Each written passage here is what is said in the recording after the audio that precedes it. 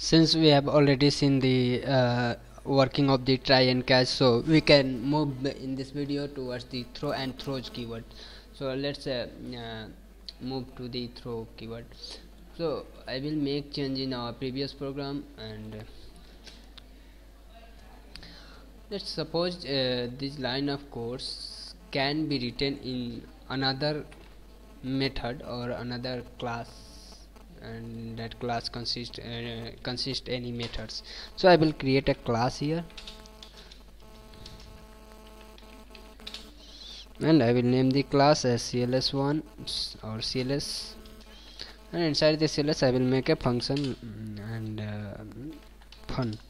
Okay, inside the fun I will write those codes, sorry, inside the fun block I will write those codes that we have seen in our last program, and that also create some kind of exception. So okay, so if we execute or we invoke this method in our main method, that is fun method, so I will create a object of the cls class first, and we can name this as obj equal to new cls.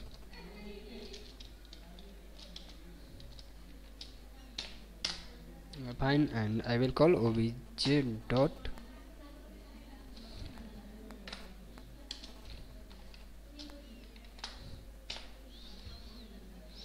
fun. That simple class and object program, and it here in the fun method same thing we are doing. We are creating two exceptions, and we are handling those exceptions using catch block.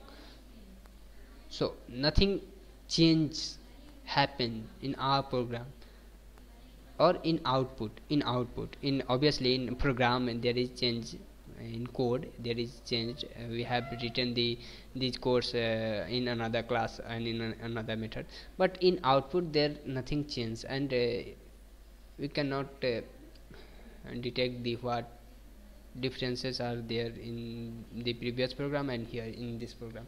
But if you consider or if you think, we have several number of methods, and we want to call those methods in main method. Say there are 10 methods which should be called in main method, and there may be possibility that all these 10 methods have some exception or some kind of exception. So this is quite tough or quite complicated to handle those exceptions in each and every methods, like here we are doing. We just say we are handling the two exception in fun method. Similarly there will be fun1, fun2, fun3. I am giving you example. So several functions, and in the every each and every methods we can handle those exceptions. But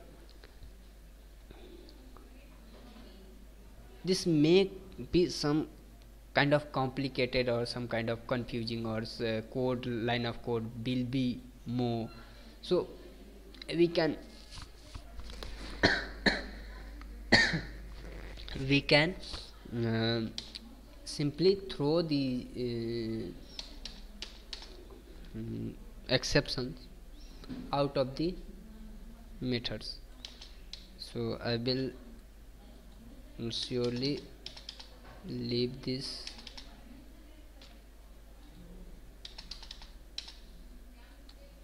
Okay, fine.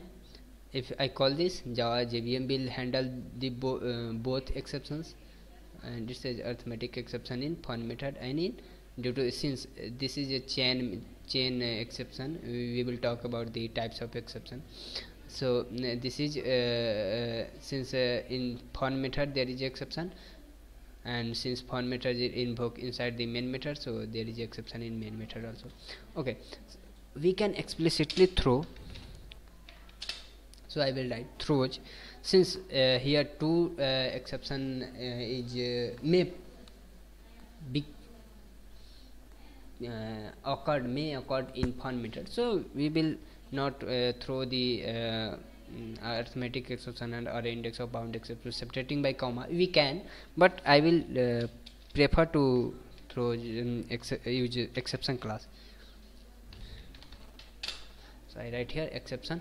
Now since this method is throwing exception, we have to handle and we are obviously not handling this exception here inside the fun method, so we have to now handle this exception at the time of the calling of the fun method. So I will write the fun inside the try block, and here I will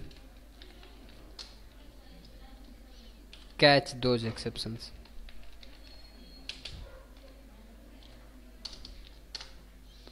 So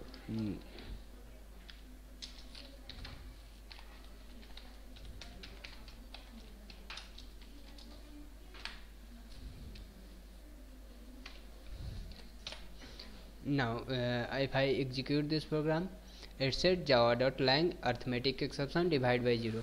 So what's happening here, the in the fun method, since there is exception and we are not handling here in the fun method, so we are simply throwing the fun method, and this throw method throws keyword actually doesn't throw the exception, it only makes the make the lists of or possible errors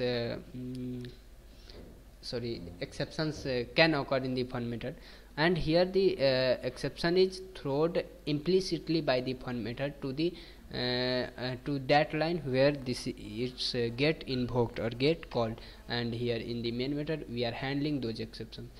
Okay, so similarly we can make another classes, another methods, and we will call these methods here, and we can handle the all the exceptions at a time using throws keyword, or we can throw the exceptions by own means we can throw the exception explicitly.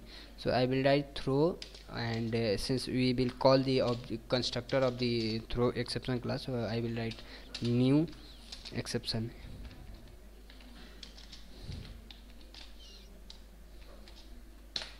So here we are throwing a exception explicitly.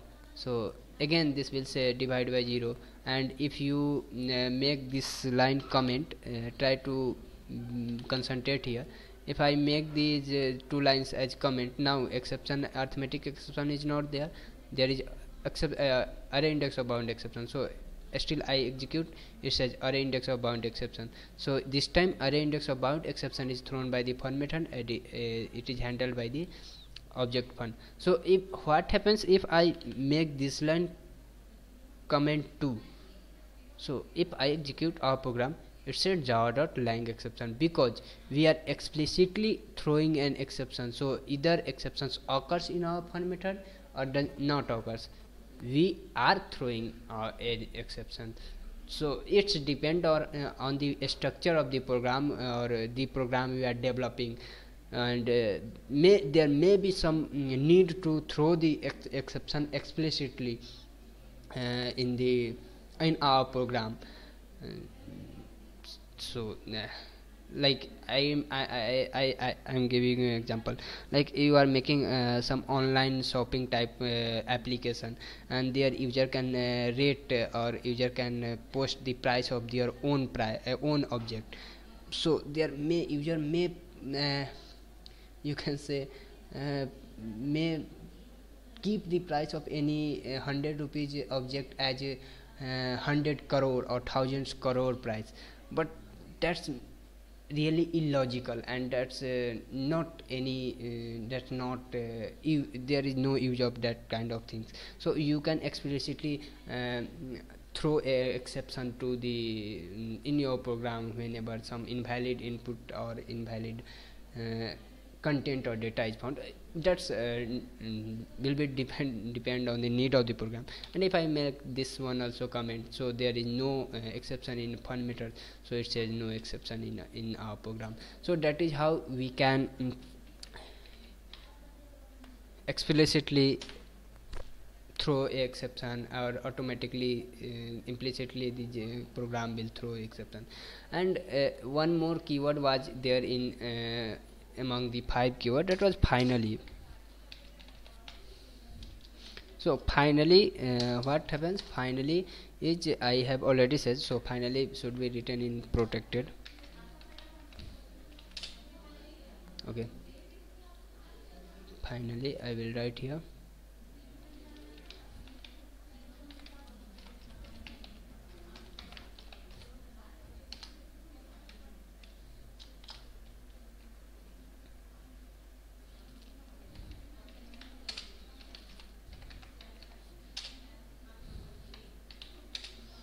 I have written hello program ends.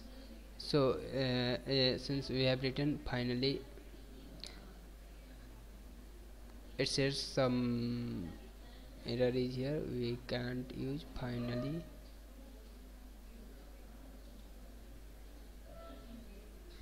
Okay,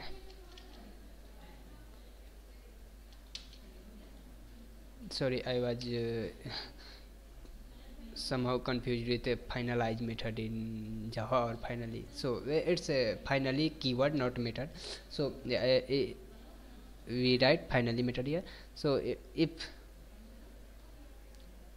exception occurs, then finally block will be executed, and if exception doesn't occur, then also finally block will be executed. So finally is some kind of indicator in our program, or we write normally those lines of code that doesn't contains any exception. So